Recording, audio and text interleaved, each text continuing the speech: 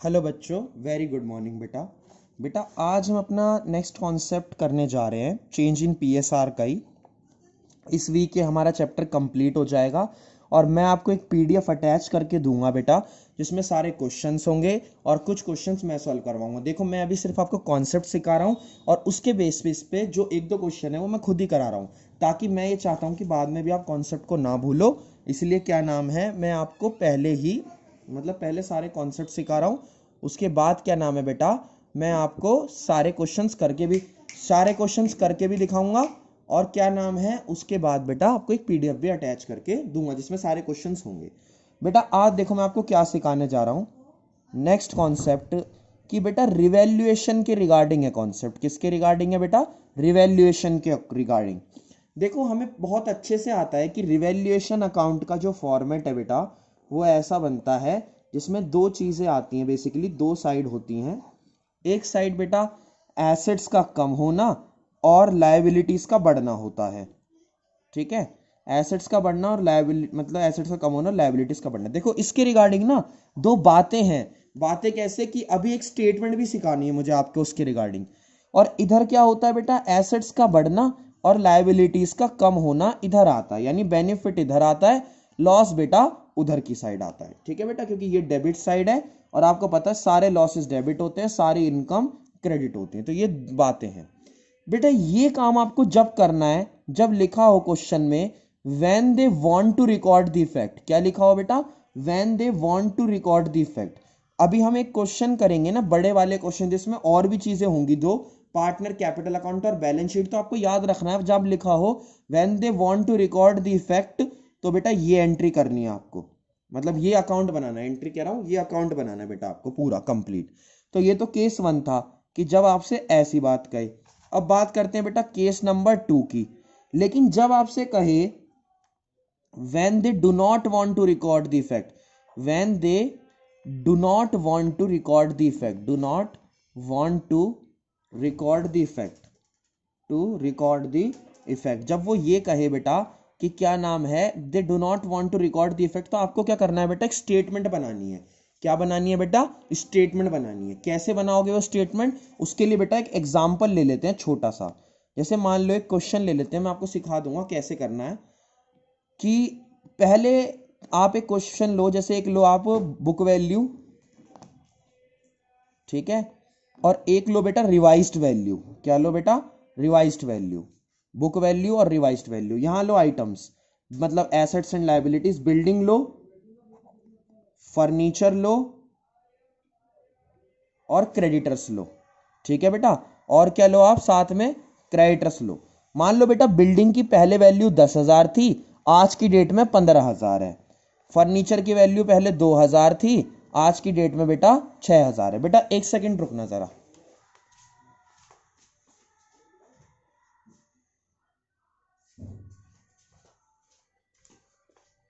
हाँ जी बेटा, तो पहले 2,000 थी वैल्यू और अब 6,000 है। ऐसी क्रेडिटर की लो, पहले 4,000 थी वैल्यू, मान लो आज के टाइम में 5,000 है।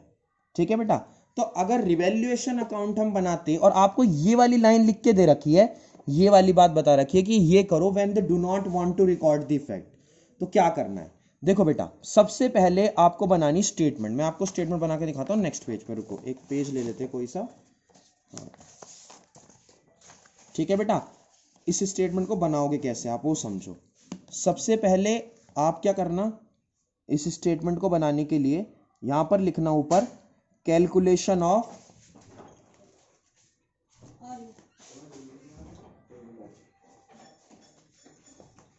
देखो बेटा इसके लिए स्टेटमेंट बना लेना एक, क्या नाम है, calculation of profit and loss. Calculation of profit and loss. ठीक है, अब देखो सबसे पहला नंबर 1, बिल्डिंग की वैल्यू बढ़ रही थी ना बेटा, बिल्डिंग की वैल्यू 10 से 15 हो रही थी। इसका मतलब फायदा है ना, तो यहां पर लिखो स्टेटमेंट में profit, profit due to increase in value, increase in value of building, increase in value of building.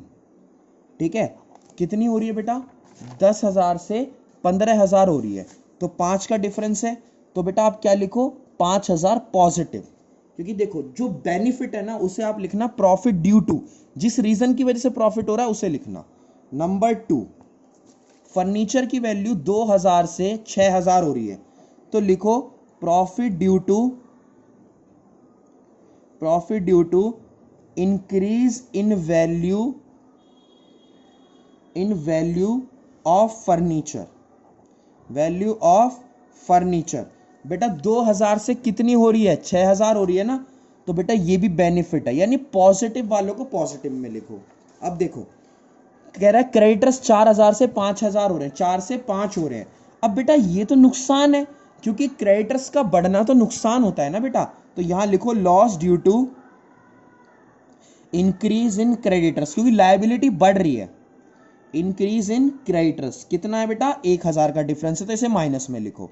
यानी बेटा करना क्या है, जो डेबिट साइड चीजें आती हैं उन्हें तो लॉस होता है उनकी वजह से, और जो क्रेडिट साइड चीजें आती है उनकी वजह से हमें प्रॉफिट होता है, तो प्रॉफिट वाले को प्रॉफिट के नाम से लिखो और लॉस वाली जो चीजें हैं उन्हें लॉस के नाम से लिखो। अब आपको क्या करना है, दोनों प्रॉफिट की अमाउंट 9,000 है और 1,000 लॉस है, तो 8,000 का प्रॉफिट आया बेटा निकल के, ये स्टेटमेंट है, प्रॉफिट निकल के आया। यहां लिखो profit on revaluation of assets and liability, revaluation of assets and liability की, एसेट्स एंड लायबिलिटी के रिवैल्यूएशन की वजह से प्रॉफिट हुआ है। ठीक है बेटा, अब ये जो प्रॉफिट निकल के आया है आपका स्टेटमेंट बना के, ये कब बनाई आपने statement, when they do not want to record the effect कह रहा था। अब क्या करना है बेटा, आपको इसके लिए जो प्रॉफिट निकल के आया है, मान लो आपको क्वेश्चन में बता रखा होगा ओल्ड रेशो जो है एबीसी का 1:1 है, ठीक है, और न्यू रेशो जो है बेटा एबीसी का 3:2:1 है।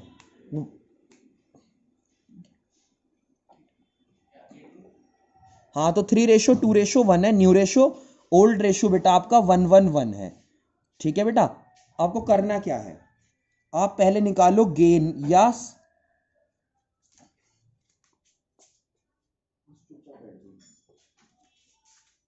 आप निकालो बेटा गेन रेशो या फिर सैक्रिफाइसिंग रेशो, कोई सा भी फॉर्मूला यूज कर लो। मान लो आप गेन रेशो का फॉर्मूला यूज कर रहे हो, तो new ratio minus old ratio कर लो। अगर इसे निकालते वक्त माइनस में अमाउंट आई तो समझ जाना रेशो सैक्रिफाइसिंग है, और या फिर आप फॉर्मूला यूज कर लो सैक्रिफाइसिंग रेशो का फॉर्मूला यूज करोगे तो फॉर्मूला होता है ओल्ड माइनस न्यू। बात आती करना क्यों है, और माइनस में आएगा तो गेन होगा, सही है। बात आती करना क्यों है, ये रेशो हमें करना क्यों है बेटा, ये जो प्रॉफिट आया है अगर ये हम रिवैल्यूएशन बना के निकालते तो यहां अगर 2 गेन आता है तो उसे हम डिस्ट्रीब्यूट कर देते हैं, और अगर यहां बाय लॉस होता है तो मतलब सॉरी, हाँ सही है, बाय लॉस होता है तो हम उसे डिस्ट्रीब्यूट कर देते हैं। लेकिन जब स्टेटमेंट वाली बात आएगी तो आपको क्या करना है, जो प्रॉफिट आया है उसे डालना है आपको गेनिंग टू सैक्रिफाइसिंग में, गेनिंग डेबिट टू सैक्रिफाइसिंग में आपको एंट्री करनी है इसकी, gaining partner capital account debit to sacrificing partner capital account.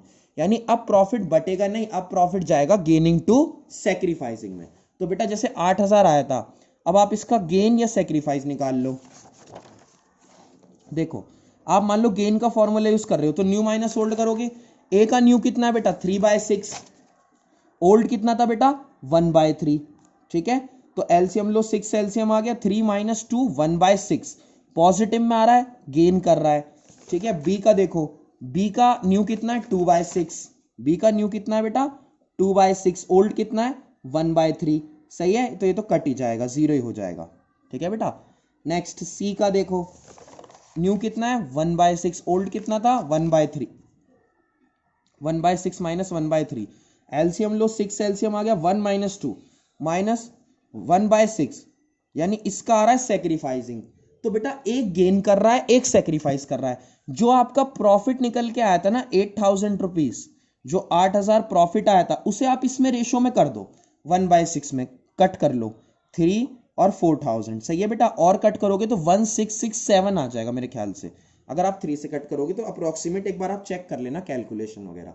तो बेटा ये निकल के आया। अब जो आया ना देखो, गेन कौन कर रहा है, गेन कर रहा है ए, तो आप एंट्री कर दो as capital account debit as capital account debit to C's capital account, C क्या कर रहा है, सेक्रीफाइस कर रहा है, तो सीज कैपिटल अकाउंट कितना बेटा 1667, 1667। मतलब कि बेटा जब गेनिंग टू सेक्रीफाइसिंग वाली बात आएगी, मतलब स्टेटमेंट वाली बात आएगी, they do not want to record the effect आएगा, तो उसमें आपको ऐसे स्टेटमेंट बनानी है। अगर सिंपल कहेगा when they want to record the effect, तो आपको रिवैल्यूएशन बनाना है। तो आप इसे कंप्लीट करो। नेक्स्ट क्लास में ऑलमोस्ट हम इसके कॉन्सेप्ट्स खत्म करके 2 क्लासेस बाद ये चैप्टर एंड कर देंगे। Thank you so much.